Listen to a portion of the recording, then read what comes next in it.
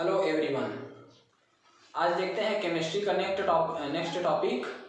इससे पहले हमने क्या देखा था, पहले ये देख लेते हैं। तो हमने पहले देखा था मूलानुपाती सूत्र, अणु सूत्र और तत्व का प्रतिशत संगठन कैसे ज्ञात करते हैं, उनका फार्मूला बताया गया था कल, और उसमें से एक गणित भी बताया गया था। उसमें और गणित है जिनको आपको हल करके देखने हैं। आज हम देखेंगे विलयन की सांद्रता व्यक्त करने की विधियां। आज का टॉपिक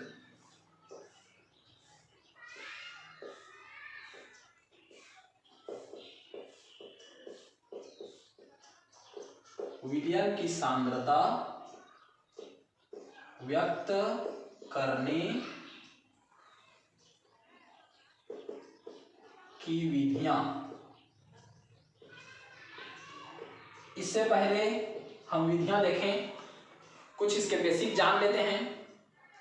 तो किसी भी रासायनिक अभिक्रिया में एक होता है विकारक और एक होता है उत्पाद, और किसी विलयन में क्या होता है, एक विलयन और एक विलायक। इस आधार पर विलयन जो है एक्वस होता है, जलीय होता है, चाहे कार्बनिक विलायक में हो या जल में बना हुआ हो।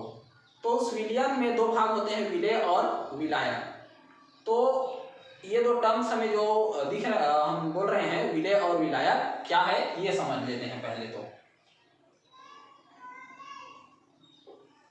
सबसे पहले समझ लेते हैं विलयन किससे मिलकर के बनता है। तो विलेय प्लस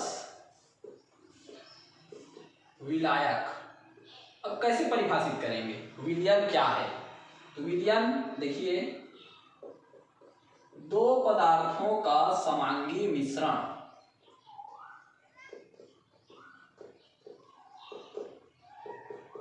दो पदार्थों का समांगी मिश्रण विलयन कहलाता है।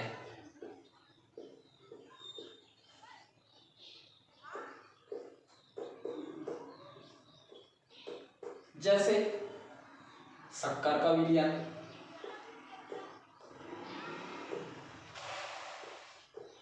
नमक का विलयन, और कार्बनिक विलायक बेंजीन में एल्कोहल का विलयन। तो इस प्रकार से ये विलयन के एग्जांपल्स हैं। और विलयन क्या है, तो दो पदार्थों का समांगी मिश्रण जिसमें कुछ हद तक, विलयन में जिसमें कुछ हद तक उनके संगठनों को परिवर्तित किया जा सकता है, उसे कहेंगे विलयन। अब विलयन किससे किससे मिलकर के बना है, पहला है विलायक और दूसरा है विलेय। तो समझते हैं कि विलेय और विलायक क्या है। तो देखिए, विलेय बेसिकली हम समझते हैं विलेय क्या है, जो कम मात्रा में होता है, और विलायक क्या है, जो ज्यादा मात्रा में होता है। या यूं कह सकते हैं कि कोई जलीय पदार्थ जो अपने अंदर ठोस पदार्थ को घोल लेता है, समाहित कर लेता है, तो वहां पर क्या बनता है, विलयन बनता है। और इसको बेसिकली समझेंगे तो विलेय जो कम मात्रा में होता है,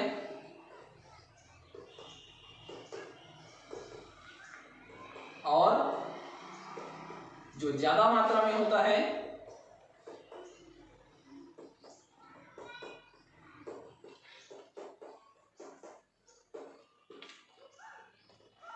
विलायक।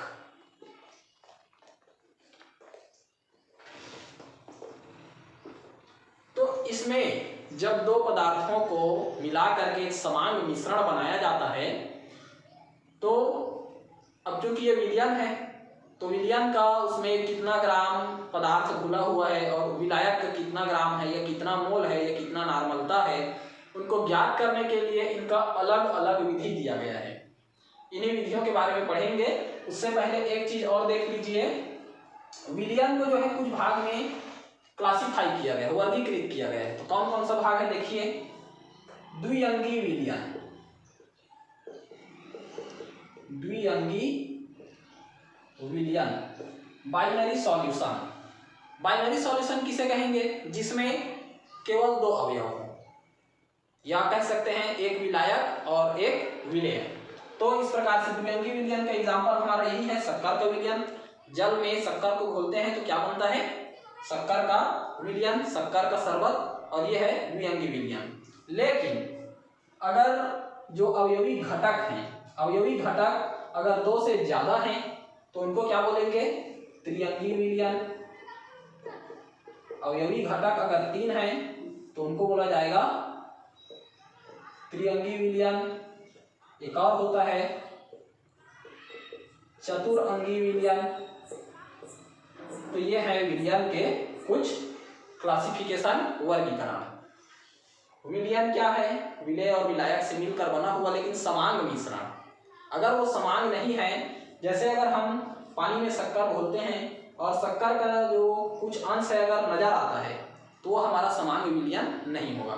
समांग विलयन कहने का मतलब ये है कि दो घटकों को जब आपस में मिलाया जाता है तो दोनों घटक इस प्रकार से आपस में समाहित हो जाते हैं कि पता नहीं चलता कि वहां पर शक्कर या कोई दूसरा घटक उसमें विलायक में घुला हुआ है।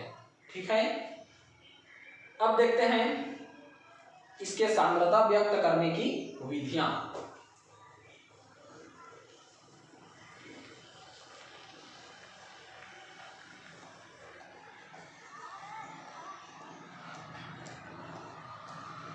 तो सांद्रता व्यक्त करने की विधियों की जरूरत क्यों पड़ा? क्यों हम सांद्रता व्यक्त करने की विधि देख रहे हैं? तो पहले समझ लेते हैं क्यों देख रहे हैं। मान लीजिए किसी विलायक में विलेय को घोल करके एक विलयन बनाया गया। अब विलयन बनाया गया है तो उसमें स्वाभाविक है कोई भी पूछेगा कि इसमें हमने विलेय का कितना मात्रा मिलाया है। 1 लीटर विलायक है, उसमें विलेय का कितना मात्रा मिलाएं और उसका विलयन बनाएं। तो बेसिकली उसको हमें जानने के लिए कुछ अलग अलग पद हैं, टर्म्स हैं जिनके बारे में जानना है, जिसमें हमारा पहला पद है शक्ति।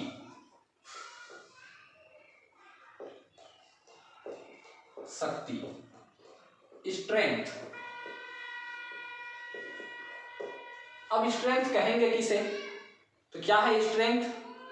देखते हैं, विलेय का 1 लीटर में ग्राम में उपस्थित मात्रा। विलेय का 1 लीटर विलायक में उपस्थित ग्राम में मात्रा, इसको क्या कहेंगे? उसकी शक्ति। देख लीजिए, किसी विलेय का ग्राम में वह द्रव्यमान जो 1 लीटर विलयन में घुला हो तो उसे क्या कहेंगे? शक्ति। तो इसका परिभाषा क्या हो जाएगा? किसी विलेय का ग्राम में वह द्रव्यमान जो 1 लीटर विलयन में घुला हो, और इसका फार्मूला हो जाएगा शक्ति बराबर क्या होगा? तो विलेय का ग्राम में द्रव्यमान, विलेय का ग्राम में द्रव्यमान बटे विलयन का आयतन। इस प्रकार से शक्ति को हम फार्मूला के रूप में लिख सकते हैं। और इसकी इकाई क्या होगी? तो इसकी इकाई होगी ग्राम प्रति लीटर। क्या होगा? ग्राम प्रति लीटर। चलिए देखते हैं इसका एग्जाम्पल कैसे समझ सकते हैं। यदि 5 ग्राम विलेय, कितना ग्राम विलेय? यदि 5 ग्राम विलेय को 100 ml विलयन में खोला गया है, 100 ml विलयन में खोला गया है, तो उसकी शक्ति को हम कैसे निकालेंगे? तो देखिए, शक्ति बराबर क्या है? विलेय का ग्राम में द्रव्यमान, तो हमें कितना ग्राम मिला है? 5 ग्राम को खोला गया है। विलयन का आयतन हमें कितने ml में खोला गया है? तो 100 ml में खोला गया है। लेकिन परिभाषा देखिए, किसी विलेय का ग्राम में वह द्रव्यमान जो 1 लीटर विलयन में उपस्थित हो, तो ml को हम अगर लीटर में बदलेंगे तो ये क्या हो जाएगा? इंटू 1000, और ये कट करके क्या आएगा? 50 ग्राम प्रति लीटर। तो कहने का अर्थ ये है, 1 लीटर 100 ml विलयन में अगर 5 ग्राम घुला हुआ है तो उसकी जो शक्ति होगी वो हमें प्राप्त होता है 50 ग्राम प्रति लीटर। ठीक है, नेक्स्ट देखते हैं।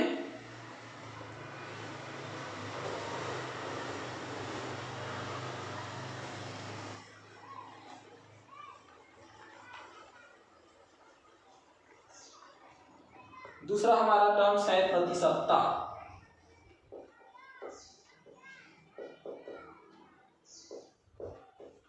अब प्रतिशतता परसेंटेज, ये जो है दो प्रकार, इसका भी दो भाग में बांटा गया है, एक द्रव्यमान प्रतिशत और एक आयतन प्रतिशत। तो समझते हैं कि पहले तो प्रतिशतता क्या है। किसी विलेय का 100 भागों में उपस्थित होना, 100 भाग में उपस्थित होना, या फिर यूं कह सकते हैं उसको कि किसी विलेय का किसी विलयन के 100 भाग में उपस्थित है तो उसको बोलते हैं उसका प्रतिशतता।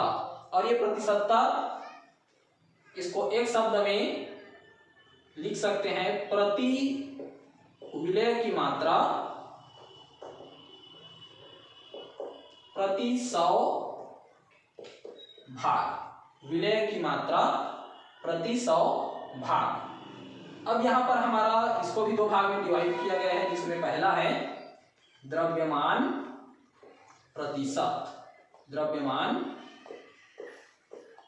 प्रतिशत, अब इसको कैसे समझेंगे? द्रव्यमान प्रतिशत, मास परसेंटेज। तो मास परसेंटेज देखिए, किसी विलेय का 100 ग्राम विलयन में घुला हुआ विलेय के पदार्थ की मात्रा, क्या कहेंगे द्रव्यमान प्रतिशत को? तो किसी विलेय का विलयन के 100 भाग में, द्रव्यमान के अनुसार 100 भाग में घुला हुआ विलेय के पदार्थ की मात्रा, उसका क्या कहलाता है? द्रव्यमान प्रतिशत। देखिए, किसी विलेय का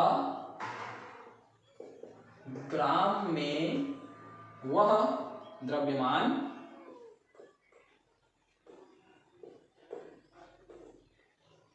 जो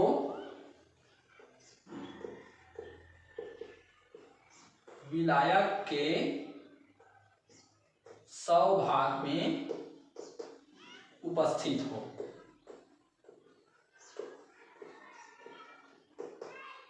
अब यहां पर इसका एग्जांपल लेते हैं। मान लीजिए बाइनरी सॉल्यूशन, द्विअंगी विलयन, binary solution A + B, binary solution मिलकर A और B मिलकर के बना है एक बाइनरी सॉल्यूशन।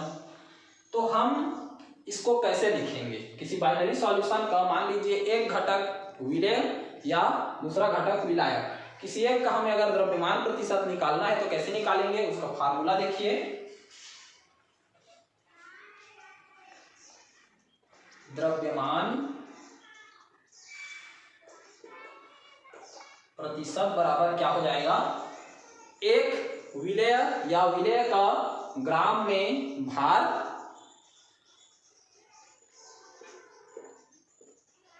विलेय का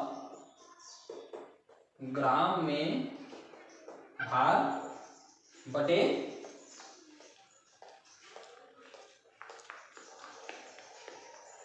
विलेय का लीटर में आयतन, या विलेय का या विलयन का ग्राम में भार, विलयन का, इसको लिख सकते हैं कुल भार। लेकिन देखिए, प्रतिशतता हम क्या पढ़ रहे हैं, तो ये विलेय की मात्रा का या प्रति 100 भाग से इसको समझे हैं। तो यहां पर क्या हो जाएगा? इंटू 100, क्या हो जाएगा? इंटू 100। तो विलेय का ग्राम में भार बटे विलयन का कुल भार गुणा 100, ये निकल जाएगा आपका द्रव्यमान प्रतिशत। इसको इंग्लिश में अगर लिखेंगे, चलिए ठीक है देखते हैं।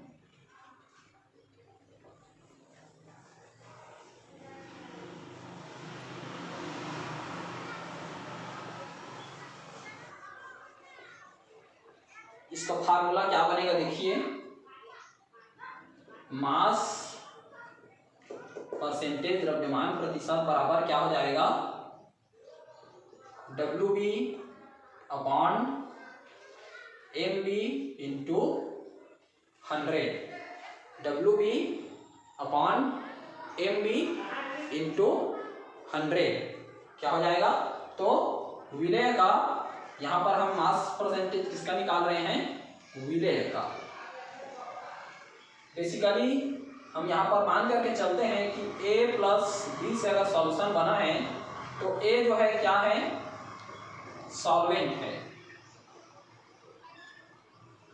विलायक है, और बी क्या है, विलेय है। तो यहाँ पर देखिए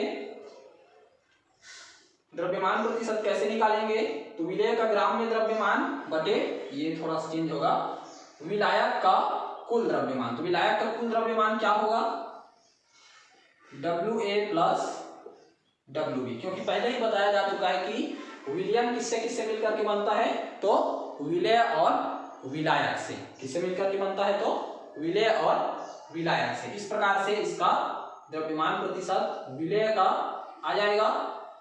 अब इसी प्रकार अगर हम B का निकाले हैं विलेय का, अगर A का निकालें A का प्रतिशत, तो क्या हो जाएगा, WA upon WA plus WB into 100, ये निकल गया विलायक का।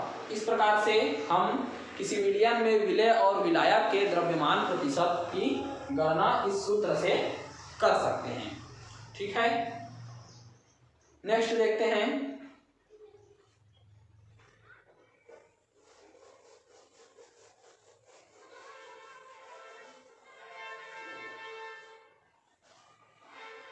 आयतन प्रतिशत।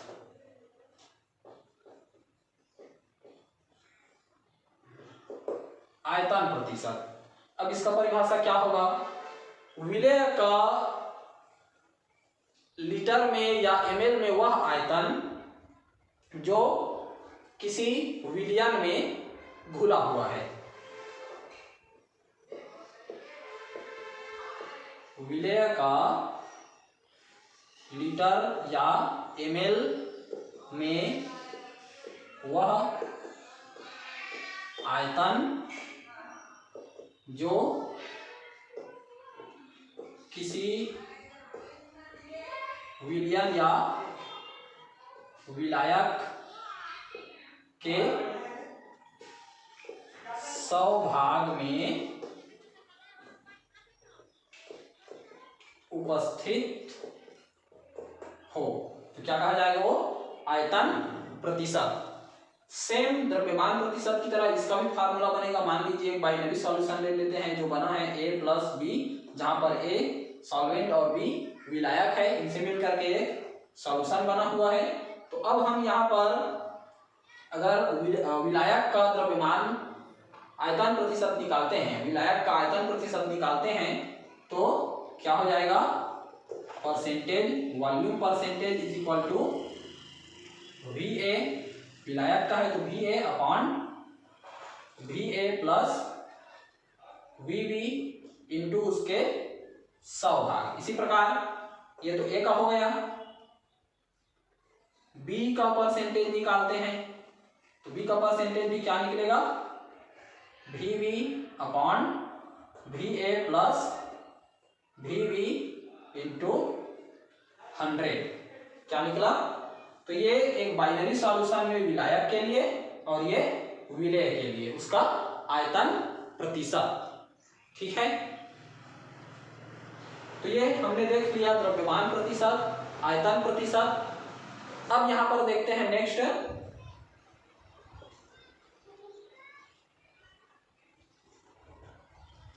अच्छा इसको एक बार जैसे समझ नहीं आता है तो एक बार फिर से देख लीजिए, द्रव्यमान प्रतिशत और आयतन प्रतिशत को एक बार फिर से बता देते हैं, बाद में डाउट ना हो।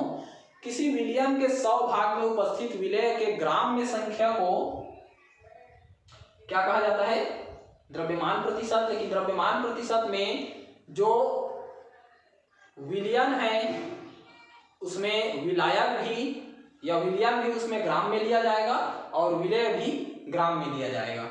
और यहाँ पर देखिए आयतन प्रतिशत में अगर किसी एक अवयव का, किसी विलयन के किसी एक अवयव का हम जब आयतन प्रतिशत निकालते हैं तो वहां पर जिसका आयतन प्रतिशत निकालते हैं वो भी किसमें रहेगा, लीटर या ml में रहेगा, और कुल विलयन भी किसमें रहेगा, तो आयतन में रहेगा।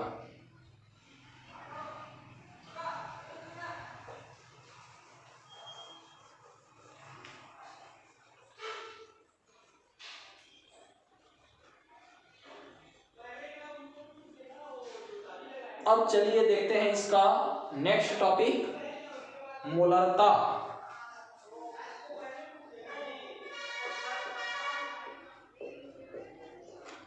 मोलरता जिसको दर्शाया जाता है कैपिटल एम से। अब मोलरता को कैसे परिभाषित करेंगे? तो मोलरता क्या है, देखिए किसी विलयन के मोलरता पदार्थ के मोलों की वह संख्या है जो किसी 1 लीटर विलयन में उपस्थित हो, या इसको शॉर्ट रूप में क्या कह सकते हैं, विलय का यदि 1 मोल 1 लीटर विलयन में उपस्थित है, किसी विलय का 1 मोल अगर किसी 1 लीटर विलयन में उपस्थित है तो उसको उस विलयन को उस विलय के लिए 1 मोल विलयन कहा जाएगा। या फिर इसको एक और तरीके से लिख देते हैं, देखिए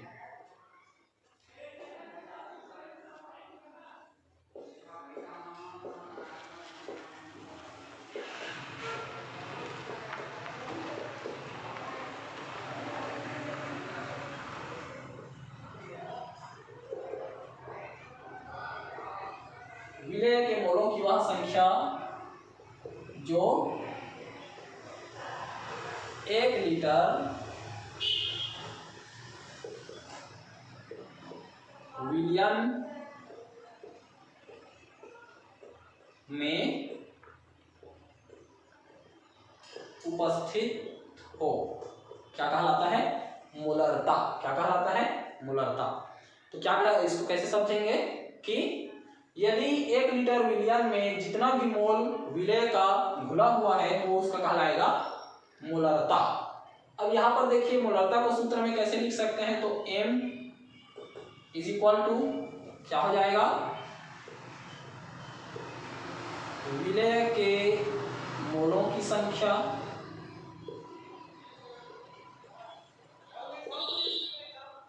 अपॉन विलयन का लीटर में आयतन।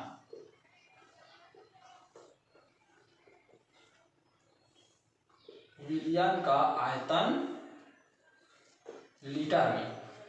अब हम देखेंगे कि इस फार्मूला से किसी भी पदार्थ में या किसी विलयन में विलय या विलायक का हम मोलरता कैसे निकालेंगे। तो सबसे पहले हमें निकालना पड़ेगा उसके मोलों की संख्या। तो मोलों की संख्या कैसे निकालेंगे, तो इस सूत्र को और तोड़ते हैं तो क्या बनेगा,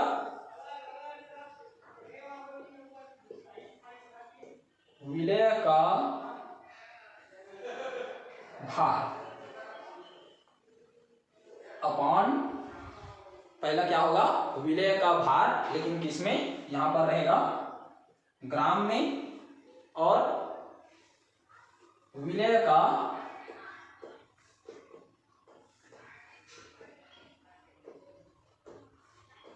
अणुभार, या विलय का क्या ले सकते हैं, अणुभार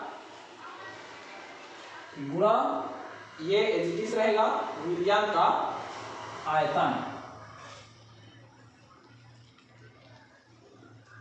विलयन का आयतन। लेकिन देखिए अगर हमें विलयन जो है लीटर में ना दिया हो और अगर वो ml में दिया हो तो उसको लीटर में बदलने के लिए क्या करेंगे, उसको 1000 से गुणा कर देंगे, तो जो मान हमें ml में दिया गया है वो हमें लीटर में प्राप्त हो जाएगा। तो इस प्रकार से देखिए मोलरता को, विलय के मोलों की वह संख्या जो 1 लीटर विलयन में उपस्थित हो, उसका सूत्र क्या बनेगा, विलय के मोलों की संख्या अपॉन विलयन का आयतन लीटर में। और विलय के मोलों की संख्या कैसे निकालना है, तो विलय का भार बटे विलय का अणुभार निकाल लेते हैं, तो ये उसका क्या निकल जाता है, मोलों की संख्या।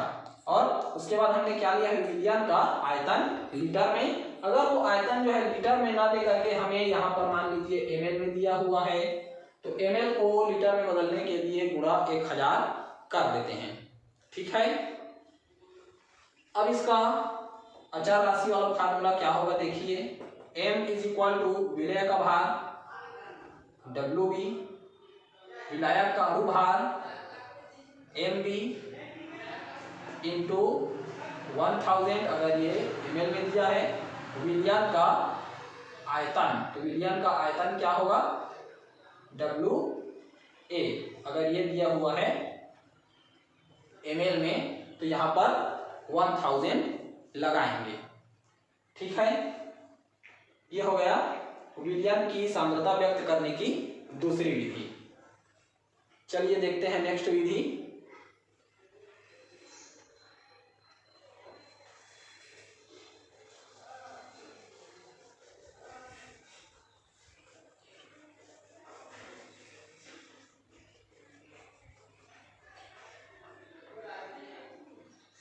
अब जो हमारा नेक्स्ट विधि है मोललता।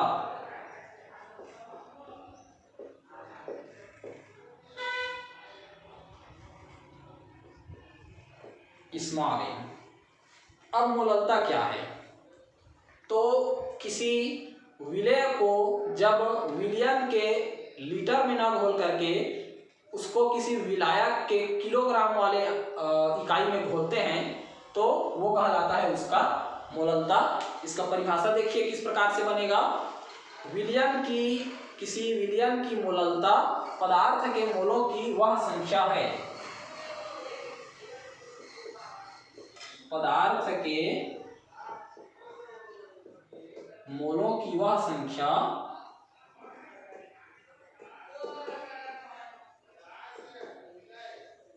जो विलायक के 1 किलोग्राम में विलेय हो तो क्या कहलाता है, मोललता। क्या कहलाता है, मोललता। इसका भी फार्मूला मोललता से ही बनेगा। m इज इक्वल टू विलेय के मोलों की संख्या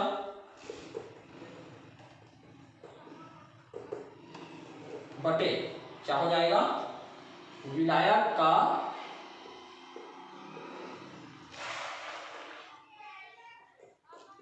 किलोग्राम में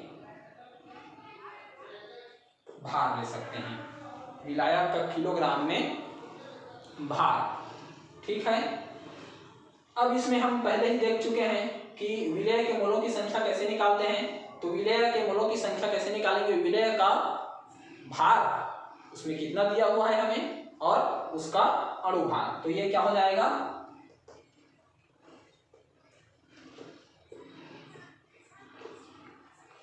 विलेय का भार बटे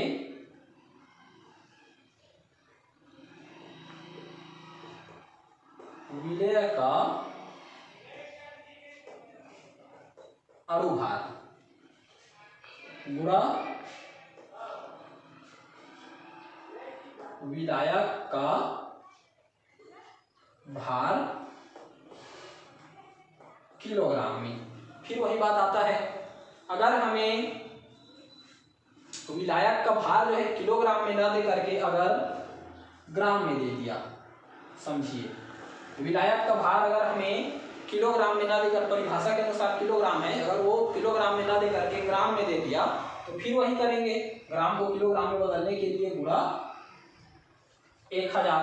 तो इसका सूत्र नॉर्मली क्या बनेगा, m is equal to WB upon MB into WA, अगर ये ml में ग्राम में है तो गुणा 1000। तो इस प्रकार से किसी विलयन की मोललता की गणना की जाती है। तो ये हमने 2-3 विधि देख लिया, शक्ति, मोललता। अब नेक्स्ट देखते हैं नॉर्मलता। देखिए ये जो फार्मूला है जो दिखाया जा रहा है, ये फार्मूला जो है आगे न्यूमेरिकल्स में काम आते हैं। हमें इन मानों में से एक मान को छोड़ करके बाकी का मान दे दिया रहेगा। अगर मोललता निकालना होगा तो ये बाकी हमें ये सब दिया रहेगा, और अगर हमें उसका अणुभार निकालना रहेगा, विलेय का अणुभार, तो हमें ये सब मोलरता दे दिया रहेगा और इसको मान को पुट करके हम उसका न्यूमेरिकल हल कर सकते हैं।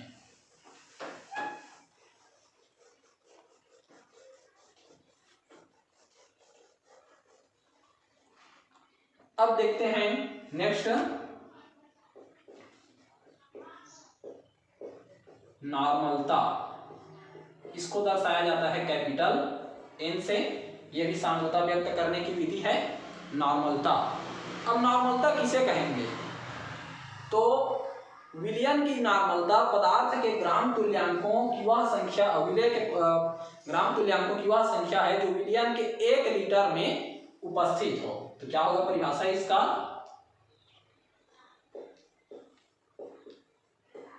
विलय के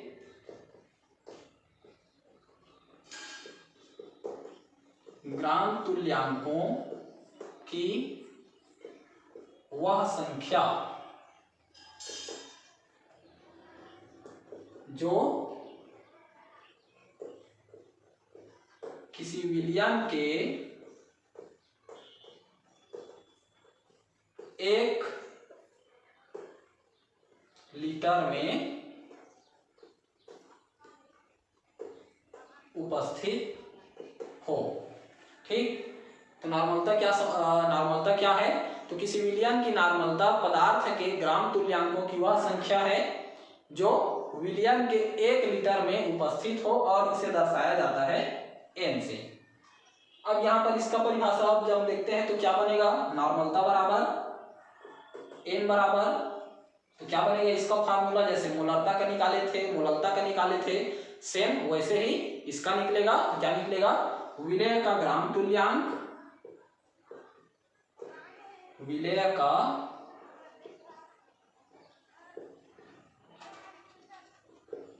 ग्राम तुल्यांक बटे विलियन को किस में दिया गया है? लीटर में। तो इसको सीधा से लिख सकते हैं विलियन का आयतन, विलियन का आयतन। अब फिर वही समस्या आता है, जैसे हमने मोलरता देखा था तो विलय के मोलों की संख्या, सेम वहां पर विलय के ग्राम तुल्यांकों की संख्या। तो विलय के ग्राम तुल्यांकों की संख्या को कैसे निकालेंगे देखते हैं। तो विलय का क्या निकालेंगे? ग्राम में भार,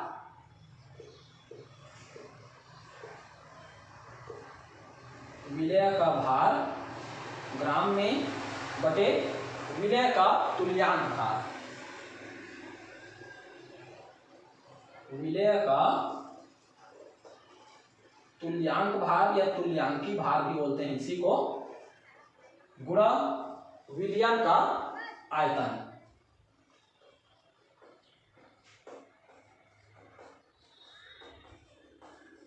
विलियन का आयतन। अब देखिए विलियन का आयतन अगर हमें लीटर में दिया है तब तो यहां तक फार्मूला कंप्लीट है, लेकिन अगर कहीं विलियन का आयतन हमें ml में मिल गया, मिलीलीटर में, तो क्या करेंगे? इंटू 1000। तो इस प्रकार से किसी भी पदार्थ की किसी विलियन की नॉर्मलता ज्ञात की जाती है। जैसे एग्जांपल देखिए, हम प्रयोगशालाओं में या प्रायोगिक रूप में देखे होंगे n/10 नॉर्मलता का विलियन बनाइए, n/20 नॉर्मलता का विलियन बनाइए।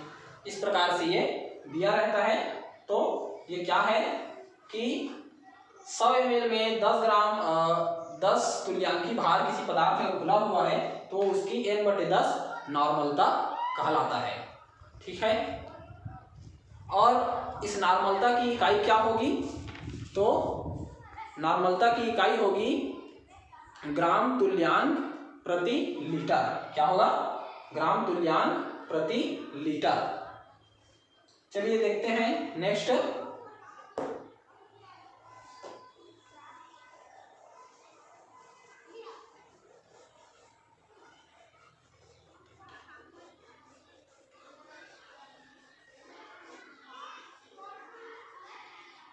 अब हमारा नेक्स्ट है कुछ इसमें सांद्रता व्यक्त करने की विधि है बस बची है।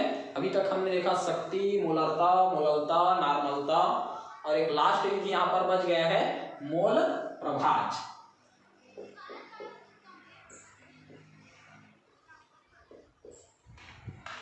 मोल प्रभाज, इसको बोलते हैं मोल फ्रैक्शन। मोल फ्रैक्शन, तो मोल फ्रैक्शन कहेंगे किसे? तो देखिए, विलयन में उपस्थित किसी एक घटक का द्रव्यमान, उसको आयतन में भी ले सकते हैं, विलयन में उपस्थित किसी एक घटक का द्रव्यमान बटे विलयन में उपस्थित कुल जो घटक है उनका द्रव्यमान, उसका जो अनुपात है वो कहलाता है मोल प्रभाज। तो इसको कैसे परिभाषित करेंगे?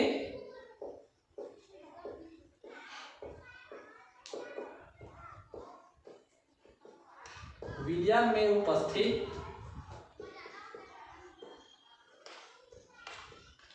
एक घटक का द्रव्यमान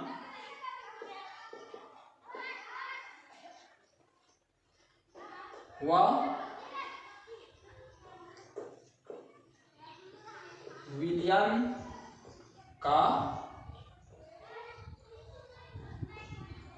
कुल द्रव्यमान के अनुपात को मोल प्रभाज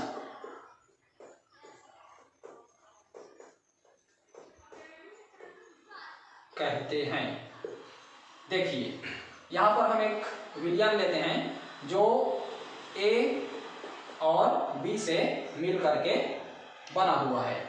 तो अब यहां पर ये क्या होगा? देखिए क्या होगा, A और B से मिल करके बना हुआ है, मतलब ये क्या है? बाइनरी सॉल्यूशन, क्योंकि इसमें दो ही घटक हैं A और B। तो A और B में से मान लीजिए हम A का मोल प्रभाज निकालते हैं, तो मोल प्रभाज को दर्शाया जाता है X से। तो X A का मोल प्रभाज निकालेंगे तो नंबर ऑफ A यानी कि Na अपॉन विलयन में उपस्थित कुल घटक, यानी कि विलयन में दो घटक हैं Na प्लस Nb। तो ये हमें निकल गया विलायक, कह सकते हैं इसको, A को विलायक का मोल प्रभाज। इसी प्रकार अगर विलय का निकालें XB का तो क्या होगा? देखिए Nb बटे Na प्लस Nb। अब देखिए यहां पर एक प्रयोग किया गया है, प्रयोग से ये पाया गया है कि विलय और विलायक के मोल प्रभाज को जब आपस में जोड़ते हैं तो उनका जो मान आता है वो हमेशा एक आता है। XA plus XB is equal to 1। इसको याद रखिए, ये आगे न्यूमेरिकल्स में काम आते हैं। XA plus XB is equal to 1। अब देखिए कैसे आता है ये, तो Na upon Na plus Nb, इसको जोड़ दिए, Nb upon Na plus Nb। जब इसको सॉल्व करेंगे तो क्या होगा? ये Na प्लस Nb अपॉन, ये दोनों सेम है तो क्या हो जाएगा? Na प्लस Nb, और ये आपस में इस प्रकार से कट जाएंगे तो इनका मान क्या आ जाएगा? 1। इसीलिए XA plus XB is equal to 1। तो इस प्रकार से हमने देख लिया इनके सांद्रता व्यक्त करने की विधि। ये तो अगर जो है विलयन में अगर विलय की मात्रा जो है ग्राम या फिर लीटर या ग्राम तुल्यांक में लिए गए हैं तब की स्थिति है। इसके अलावा और भी सांद्रता व्यक्त करने की विधियां हैं, जिनमें एक विधि होता है, दिया नहीं है फिर भी देख लेते हैं।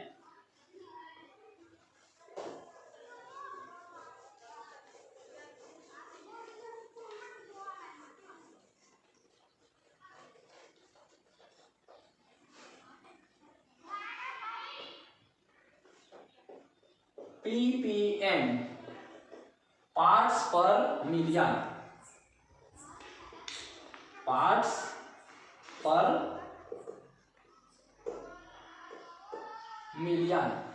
तो देखिए पार्ट्स पर मिलियन क्या है? यदि किसी विलायक में विलय का मात्रा इतना कम है कि उसको हम उसके ग्राम में या उसके आयतन में नहीं निकाल सकते, तो उसके लिए क्या करते हैं? तो उसके लिए करेंगे, उसका पीपीएम कैसे निकालेंगे। मान लीजिए किसी विलायक का ही पीपीएम निकाल रहे हैं, तो किसी विलायक का पीपीएम कैसे निकालेंगे।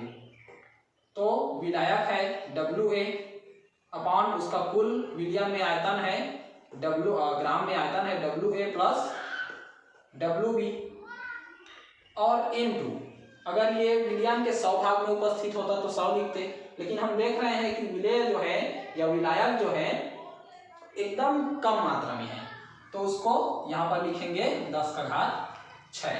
इस प्रकार से ये पार्ट्स पर मिलियन का है। इसमें कुछ न्यूमेरिकल्स आते हैं बेसिकली, जो पूछे जाते हैं कि किसी विलियन की नॉर्मलता कुछ मान उसमें दिया रहता है और बाकी एक मान हमें निकालना रहता है। चलिए देखते हैं एक गणित, एक न्यूमेरिकल प्रश्न। देखिए क्या कह रहा है। 10 ग्राम विलेय को 60 ग्राम पानी में घोला गया। 10 ग्राम विलेय को 60 ग्राम पानी में घोला गया, तो ये क्या बन गया, एक विलियन बन गया। ठीक, अब इस विलियन का हमें क्या निकालना है, विलेय का प्रतिशत या द्रव्यमान प्रतिशत। क्या निकालना है हमें, द्रव्यमान प्रतिशत। तो द्रव्यमान प्रतिशत का फार्मूला क्या था, किसी एक का जैसे निकालना है तो WA upon WA plus WB into 100। तो यहाँ पर देखिए कुल, पहले तो देखते हैं कि 10 ग्राम विलेय को 60 ग्राम में घोल करके 70 ग्राम का विलियन ये हमें प्राप्त हुआ है। क्या प्राप्त हुआ है, विलियन का जो कुल भार है वो 10 ग्राम विलेय 60 ग्राम पानी, इसको घोल करके प्राप्त हुआ है 70 ग्राम। तो हम यहाँ पर हमारा कुल विलियन कितना प्राप्त हो गया, हमें 70। और हमें अगर यहाँ पर कहा जा रहा है कि विलेय का द्रव्यमान प्रतिशत क्या होगा, तो यहाँ पर देख लेते हैं। विलेय का द्रव्यमान प्रतिशत, मान को रख देंगे, कितना ग्राम है 10, WA इसको मान लेते हैं, ये विलायक के निकाल रहे हैं तो WB।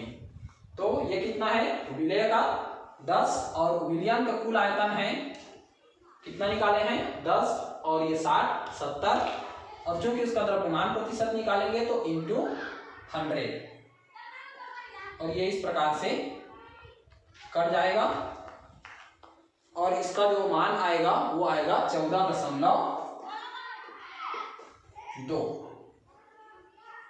ग्राम प्रति लीटर। 14.2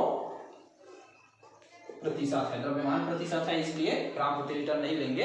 इसका विलेय का द्रव्यमान में प्रतिशत कितना है ये निकाल रहे हैं। तो हमें पता चल गया कि 10 ग्राम विलेय को 60 ग्राम पानी में जब घोला गया तो विलेय का द्रव्यमान प्रतिशत हमें कितना मिल गया, फार्मूले में मान रखे 14.2 प्रतिशत।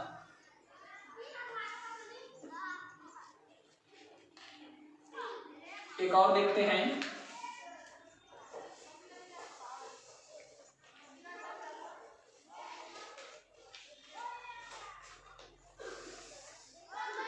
अब यहाँ पर देखिए एक और प्रश्न है यहाँ पर कि 4 ग्राम सोडियम हाइड्रोक्साइड की पर्याप्त मात्रा को पानी में घोलकर 4 ग्राम सोडियम हाइड्रोक्साइड की पर्याप्त मात्रा को पानी में घोलकर 250 ml का विलियन बनाया गया। तो सोडियम हाइड्रोक्साइड की मोलरता की गणना कीजिए। अब ये दूसरा टर्म्स है, इसका गणना करना है, मोलरता। मोलरता की गणना करना, किसके मोलरता की गणना करना, तो सोडियम हाइड्रोक्साइड का। और ये सोडियम हाइड्रोक्साइड में 4 ग्राम सोडियम हाइड्रोक्साइड को पानी में घोल करके विलियन बनाया गया। तो इसके हमें मोलरता की गणना करना है। तो मोलरता का सूत्र क्या होता है, M = अभी देखे हैं कि मोलरता होता क्या है, विलेय का 1 लीटर विलियन में उपस्थित मोलों की संख्या। तो यहाँ पर उसको सीधा सीधा लिख देते हैं चलिए पहले इसका सूत्र ही लिख देते हैं। विलेय के मोलों की संख्या बटे विलयन का आयतन। अब विलेय के मोलों की संख्या हमने कैसे निकाला है, तो विलेय का ग्राम में भार, विलेय का ग्राम में भार बटे विलेय का कुल भार या विलेय का अणु भार, विलेय का अणु भार गुणा विलयन का आयतन, विलयन का आयतन। इस सूत्र में हम मान को रखेंगे। तो देखिए विलेय का ग्राम में भार हमें सोडियम हाइड्रोक्साइड का दिया गया है 4 ग्राम, जिसको जल में घोला गया तो कितना विलयन बना, 250 ml का विलयन बना। तो इस NaOH के मोलरता की गणना करना है, तो क्या हो जाएगा, 4 मोलरता की गणना करेंगे तो विलेय का ग्राम में भार कितना है 4 ग्राम बटे विलेय का अणु भार निकालेंगे। तो विलेय का अणु भार कितना आता है, देखिए ये आता है 40 और यहाँ पर विलयन का लीटर में आयतन कितना दिया हुआ है, तो ये दिया हुआ है हमें 250 ml। ठीक, 250 ml का विलयन बन रहा है। अब यहाँ पर हमने देखा है कि अगर ये ml में दिया हुआ है, पहले ही देखे हैं, अगर ये ml में दिया हुआ है तो उसको लीटर में बदलने के लिए 1000 से गुणा कर देते हैं। ठीक है, तो यहाँ पर देखिए अब ये 40 कैसे आया, तो समझते हैं। NaOH का अणु भार हम प्रत्येक तत्व का पहले ही देखे हैं, अणु भार कैसे निकालते हैं, परमाणु भार कैसे निकालते हैं, आणविक द्रव्यमान, ग्राम आणविक द्रव्यमान। तो वहां पर क्या करते थे, प्रत्येक तत्व के परमाणु द्रव्यमान को जोड़ करके उसका अणु भार निकालते हैं। तो देखिए कैसे निकलेगा, सोडियम का होता है परमाणु क्रमांक 11, द्रव्यमान होता है 23, ऑक्सीजन का द्रव्यमान 16 और हाइड्रोजन का 1। इनको जब जोड़ेंगे तो इनका अणु भार निकल आएगा 40। तो ये मान यहाँ पर पुट कर दिए, 4/40 कितना विलयन बना, गुणा 250 ml। अब हमें उसको मोलरता जब ज्ञात करते हैं तो विलयन को लीटर में लेते हैं, तो इसको लीटर में बदलने के लिए गुणा 1000 कर देंगे, तो ये कट जाएगा 2 शून्य और क्या बचेगा, 4, 4 एकम 4, 4 एकम 4, इस प्रकार से, और इस प्रकार से ये बचेगा 10/25 मोलरता। तो इसका जो मान आएगा वो आएगा 0.4। तो हमें मालूम चल गया कि NaOH की मोलरता कितनी प्राप्त हुई, 0.4। इस प्रकार से सांद्रता व्यक्त करने की विधियों को हमें समझना है, उनके सूत्रों को याद रखना है और उन्हीं सूत्रों के द्वारा ये जो छोटे छोटे न्यूमेरिकल्स आते हैं उन न्यूमेरिकल्स को हल करना है।